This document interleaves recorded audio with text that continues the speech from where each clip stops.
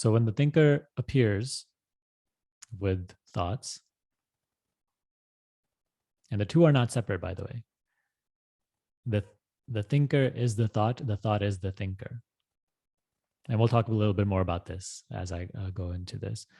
But I would like to firstly state that this is something that you have to explore.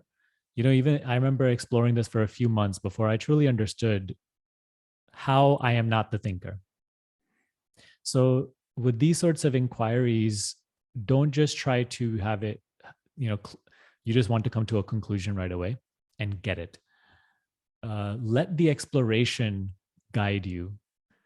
This has to be, you'll see this will be an open-ended discussion right now, open-ended curiosity, regardless of what we discussed today, how powerful it is. It will be maybe answered mentally, but it has to be seen and experienced and truly understood through observation, through attention, through your own experience guiding you through whatever you need to go through. Okay. So I do remember, that this was because this is a natural question to arise when the teaching comes to your experience. Okay, you are not the thinker, but it's so intimate when it happens, and that's the conditioning. I am the thinker of thoughts. It is my voice. If I'm not the thinker of voice, then it's almost like a fear that the life is falling apart. So this is an open-ended exploration, and we must stick with this.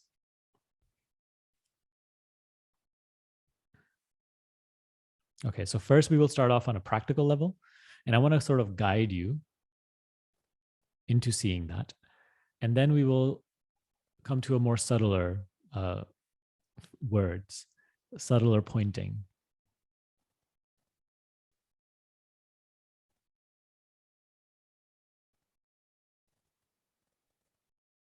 The first step to this is acknowledging that you are not choosing your thoughts. So we start off very simple. You don't know what your next thought will be.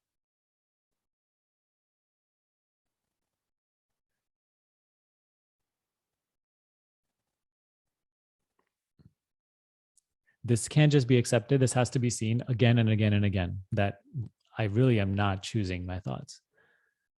There's no choosing process happening. Thoughts are spontaneously appearing. Right now it's saying this, the next moment it's saying that. When it arises, not in my control. Because even when I try to not think, thinking is happening. And the content of the thought, what it's talking about, projecting, also not being chosen. Just a happening.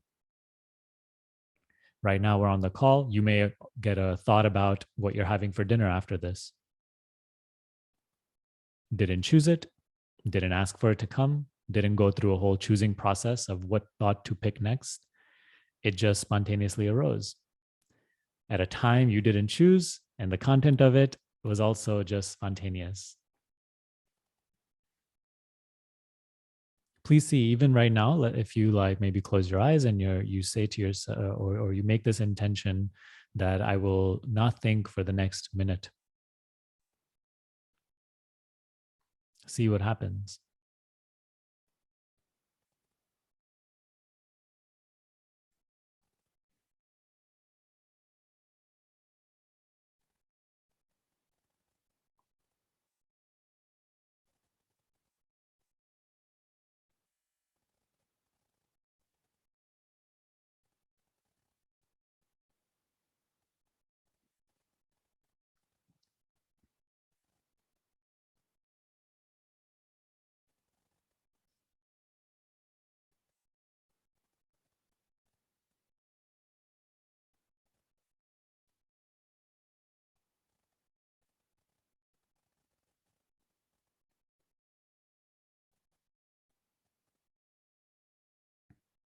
Thoughts just happen, whatever they're saying, always about something, always describing something or interpreting something, perhaps even interpreting what is being asked of you to do. So see that this is like a spontaneous show.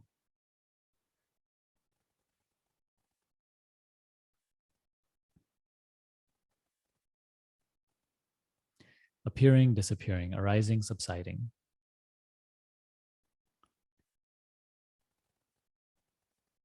And if something arises and asks, but if I'm not controlling my thoughts, and how am I going to control my life? And then how will life be stay put together? And how don't jump to that yet. You know, that itself is another thought arising, and see the level of identification with it.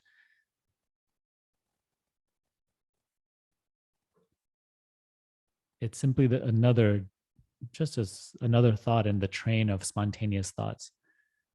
Don't just go with that, at least for the moments of practice, at least in the moments that we're seeing this right now. Don't be prematurely jumping into those concerns, those conclusions.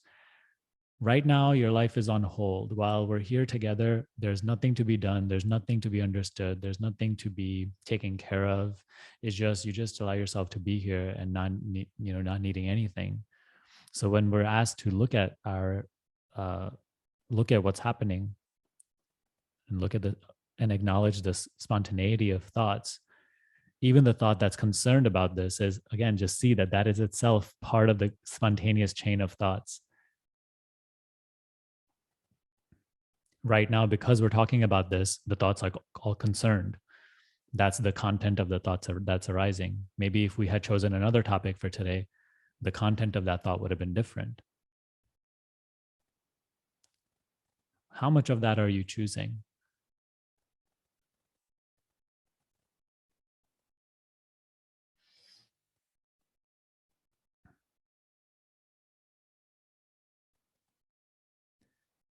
So, nothing to be afraid of, nothing to be frightened about, because this is actually the beginning of a wonderful discovery and beginning of a great freedom. Because ownership of thinking is very limiting. More on that in a little bit. So, the first step to acknowledging that I'm not the thinker uh, is acknowledging how spontaneously thoughts are arising, and I have no idea what my next thought will be. It's almost like being dealt a random set of cards at the casino. We can say the flavor of thoughts, the content of them is just determined by the conditioning that we're dealt with. So again, thoughts trying to go in the direction of like, so why are thoughts? Why am I getting these thoughts? And these are useless inquiries, at least for this moment. They won't. They may help you mentally come to some satisfying conclusions, but they won't help you to dissolve identification with the thoughts or being the thinker. So for here, you must investigate. Right? Remember that quote. You must investigate the mind's realm without getting stuck in it. You can only do that by learning to look at this objectively. So we notice. It's just a plain noticing, not a being concerned about it, not being afraid of it, not even positively looking at it, just plainly acknowledging and noticing that thoughts spontaneously appear. It's neither good or bad, positive or negative. It's just learning to look at things the way they are.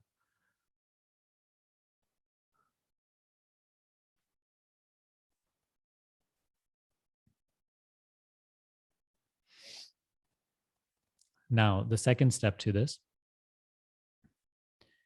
you have to see in your experience that there is no thinker apart from thoughts. Thinker and thought arise together. Thinker is the thought, thought is the thinker.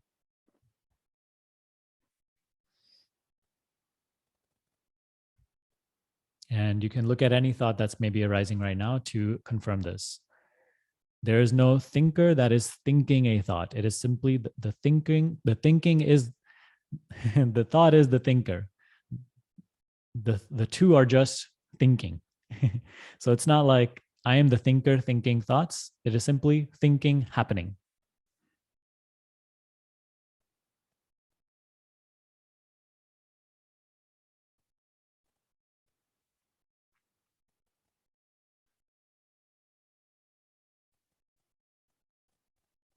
Just try to observe your experience and see if you can confirm this.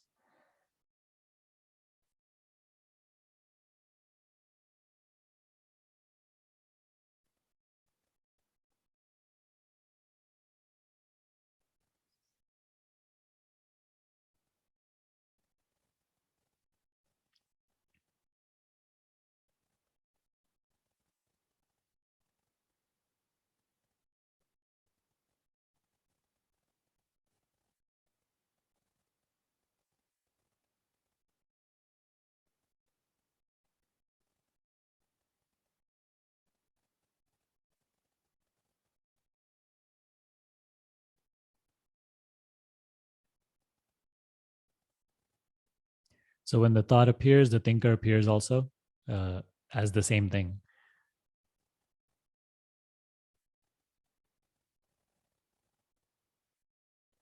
They are not two, but one. So the thought and thinker can just be replaced with the noticing, thinking is happening.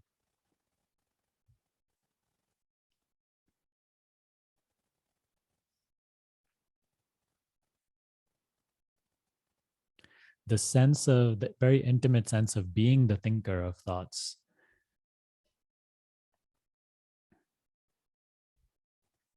See that when it feels I am the thinker, that is just the activity of thinking.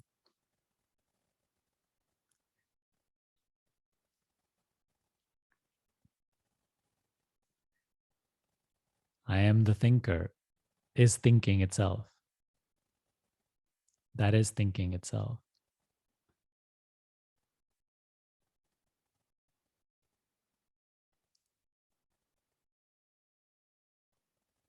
Anybody confused with this at all before we move on to the next?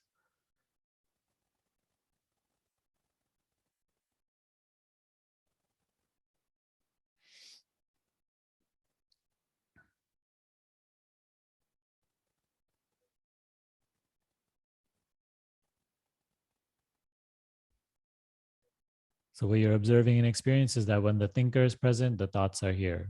And when you try to see if there are two, is there a thinker apart from thoughts? Is the thinker ever there when the thoughts are not?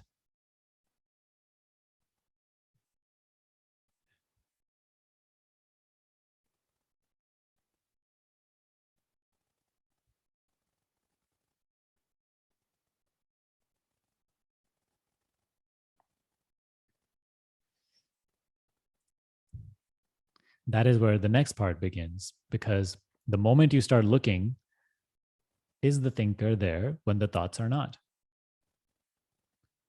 And you start looking for the thinker.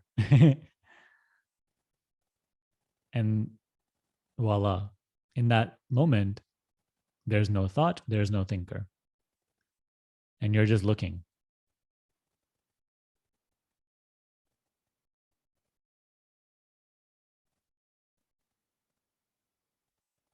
You're looking with nothing to find until the next thought appears and you say, oh. But then the moment you catch it, and the moment you start looking, again, where's the thinker? Is the thinker there when the thought is not?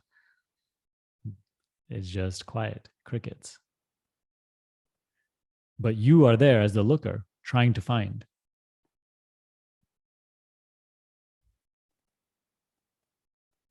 So this is the next step.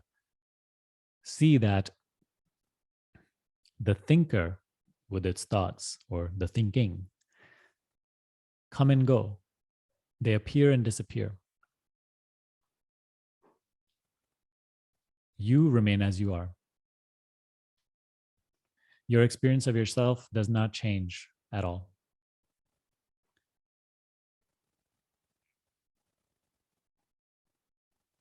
Thinking happens, thinking disappears. When thinking is, you still are. When thinking is not, you still are.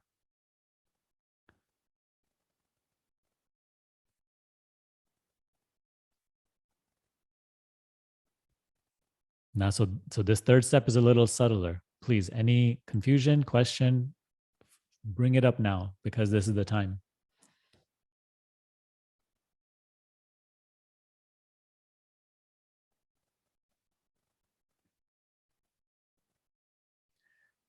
As you said in your own post, in your own question, you said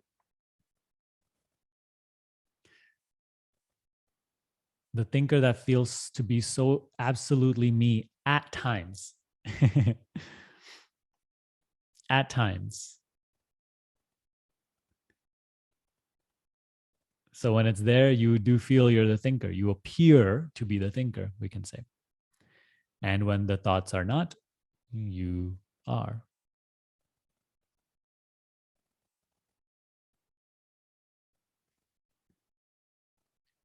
You are not a thinker in that moment. You're not a feeler. You just simply are. Maybe We can say you are aware.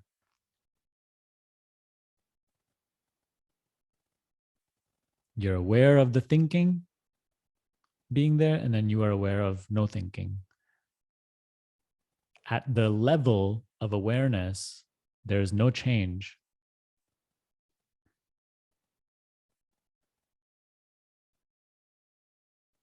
See if you can verify this even right now. Maybe some question is arising, or something trying to like think about this. That thought appears and disappears. It comes and goes, and you are aware of this. You're not making even an effort to be aware of this thinking, being aware of the thinking, and then being aware of the no thinking. There is a deeper place within you, a space within you, which is effortlessly seeing the thinking appearing and then thinking no longer appearing. Because do you deny that you are the witness of this? Do you deny that you are the witness that you perceive thinking and then no thinking? Thinking and then quietness, quietude.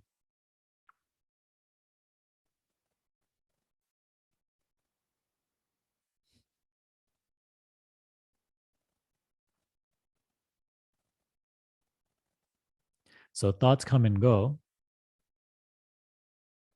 When the thought goes along with the thinker, it doesn't feel like I am any lesser. I still am. I just am. I. That's what my experience of myself is. I. Or being aware.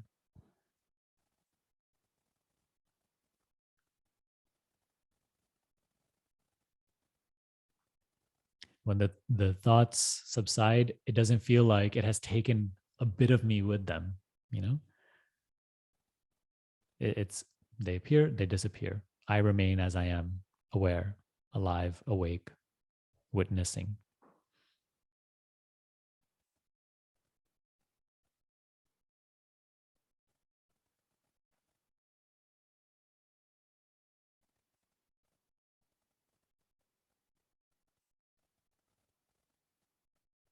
Who am I that sees this thinking and then no thinking?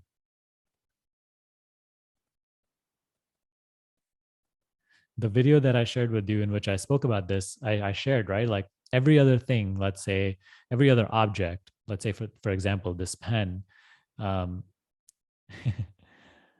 it's let's say it comes into my awareness and it goes. It comes and it goes. It arises and then it subsides. I see it. No problem there. Same even with feelings. It feels like they're easily observable because they don't take on subjectivity. They always remain the object of my seeing. So it's very easy to see. When you said, oh, it's hard to separate, you don't need to separate because you already are not that. You already are not that. It is always the object. And so this will make it a little more clear. You see, when you observe a feeling or a sensation, it is always the object of your perception. It never really truly becomes the subject. It doesn't take on subjectivity. The thing that is different with thoughts is that they take on subjectivity. They claim the I, the sense of identity, the sense of who I am. Right? So they don't arise like this. They don't come and go like in front of you like this. They arise like they arise hiding behind the sense of identity, the sense I.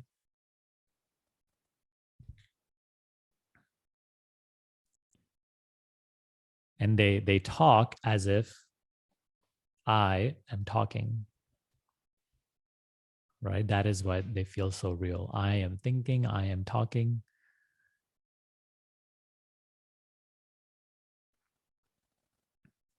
So at the level of appearance, right? Because I don't want you to feel like, but I am thinking, I am talking, whatever, I don't want you to feel that you have to battle against that at the level of personal life. Yes, at the level of personal life, at the level of appearance, you are the talker, you are the thinker, but in essence, you are not. We have to discover that we are not that in our essence, because otherwise we're identified at a very limiting level, at a very contracted level, and we suffer those contractions and those limitations. So don't battle against, oh no, but it really feels like I am this, and it is my voice, and I am talking, and I'm thinking, and I'm speaking. Of course it feels like that. That is what makes the game real. That is what makes illusion, because it is real. I mean, it feels real. But that is what you're investigating. When thoughts arise, they take on subjectivity. They speak on behalf of me. They grab a hold of the sense I am. Amness, beingness, awareness, aliveness, awakeness becomes colored with I am this, I am that, which is all thoughts.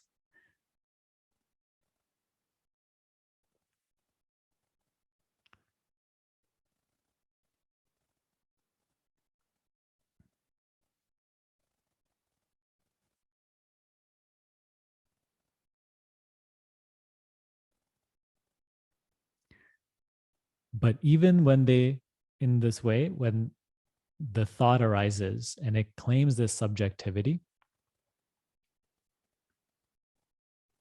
it passes and you don't go anywhere. You simply remain. And the next thought, which also claims subjectivity, becomes the I thinking. It also passes. See how when each thought arises, it claims that I-ness, that me-ness, and it speaks on behalf of me, my story, my life. This is the personal identity. This is what we call ego. This tendency of the thinking to grasp the beingness, to make it appear to be the thinking. So this is what we have to keenly observe. Nothing to separate, just to see, just to notice what's happening. The moment we become awake to what's happening, this separation, this sense of understanding that I am not this will automatically come to fruition. It will automatically arise. That is what we call clarity. But clarity doesn't come by mentally trying to chase something or trying to force something. Clarity comes as a natural byproduct of learning to see things as they are, which is your only function. You, the witness of these appearances,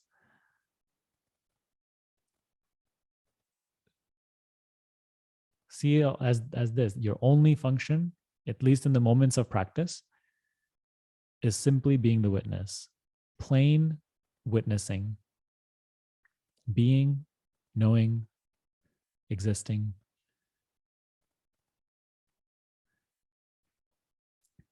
In other moments in your life, when you're out and about, fine, be the person, think, do, feel, act.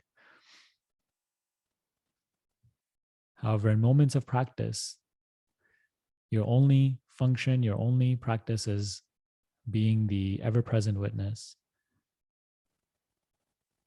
And so this is the way that you're learning to pay attention to your experience now. The witness is not involved or invested. The witness just sees things as they are.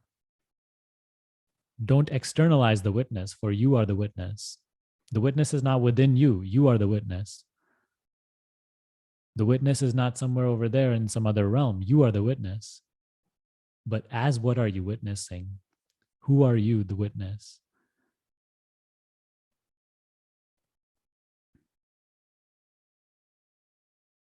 Everything we take ourselves to be, for example, this thinker, this feeler, this doer, this talker, these are all appearances being witnessed. This is where the main introspection is. We're seeing that all that I take myself to be is being witnessed. I, the witness, am what? Am I appearing?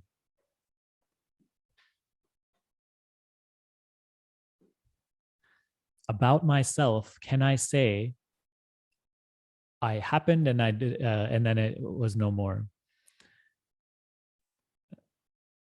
When we talk in this way, we're just describing our experience, thoughts, feelings, sensations, whatever else. But about yourself, what can be said? You see, the witness never itself appears as a thought, feeling, sensation. This we have to see in our experience.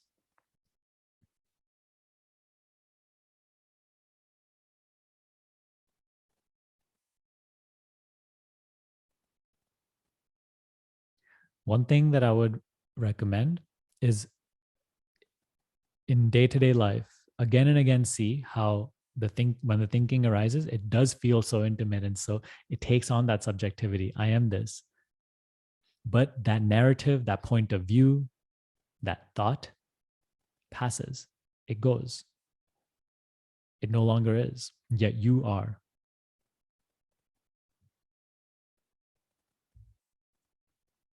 So can you be that which you see to come and go?